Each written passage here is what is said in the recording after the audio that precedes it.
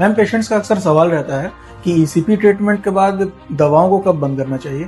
ऐसे तो आप डायरेक्ट नहीं बंद कर सकते हैं, स्पेशली हार्ट के पेशेंट, इनको बहुत ज्यादा प्रॉब्लम हुई रहती है। जैसे कभी किसी को अटैक आ गया है, या फिर किसी का कोई बाईपास सर्जरी हुआ है, या फिर उन्होंने ईसीपी ट्रीटमेंट लिया है, या फिर स्टेंट डाला है, आप तुरंत कोई भी मेडिसिन नहीं बंद कर सकते हो। वो आप अपने डॉक्टर के सलाह के अनुसार ही बंद कीजिए।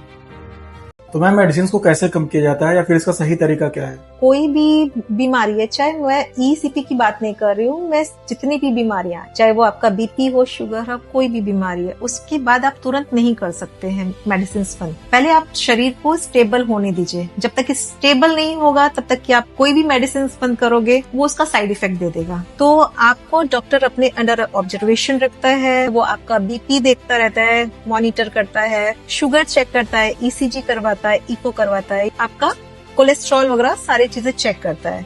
अगर उसको लगता है कि 3 मंथ्स के बाद जो मेडिसिन चालू हुई थी, उन्होंने जो आपको मेडिसिन दिया था, उससे आपके बॉडी पे इफेक्ट पड़ा है और अभी बहुत हद तक की सब चीजें कम होनी शुरू हो गई हैं, तो वो उसकी पावर कम करना शुरू करते हैं। तो सबसे पहले अगर मेडिसिन का इफेक्ट पड़ना शुरू होता है तो एंजाइना रिलेटेड जो नाइट्रेट मेडिसिन होती है, डॉक्टर सबसे पहले उसको कम करता है। पर जो बाकी मेडिसिन है, जैसे कोलेस्ट्रॉल हो गया, ब्लड थिनर हो गया, ये कंटिन्यू रहते हैं।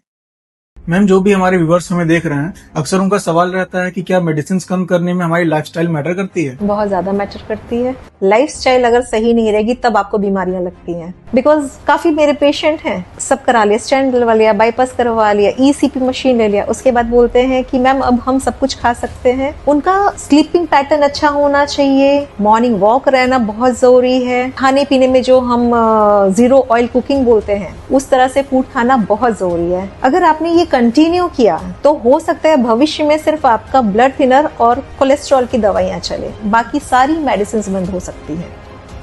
मैम, एक आखिरी सवाल है हमारा, जो भी हार्ट के पेशेंट होते हैं, ईसीपी के बाद ऐसी कौन सी दवाई हैं को लाइफ टाइम चलती रहती हैं? ईसीपी के बाद में मोस्ट ऑफ तो सारे जो मेडिसिन होती हैं उनकी पावर कम कर दी जाती है। अगर उनकी लाइफस्टाइल अच्छी है तो पावर कम हो जा रही है या कुछ दवाइयां बंद हो जाती हैं। लेकिन जो हमारा शरीर है, वो शरीर भी कोलेस्ट्रॉल रिलीज करता रहता है, पर्सनली भी कोलेस्ट्रॉल रिलीज करता है, और बाहर से भी कई पेशेंट खाने लगते हैं बाहर का खाना या नॉनवेज या मिल्क प्रोडक्ट, तो आपका कोलेस्ट्रॉल रिलेटेड कोई दवाइयां नहीं बंद होंगी।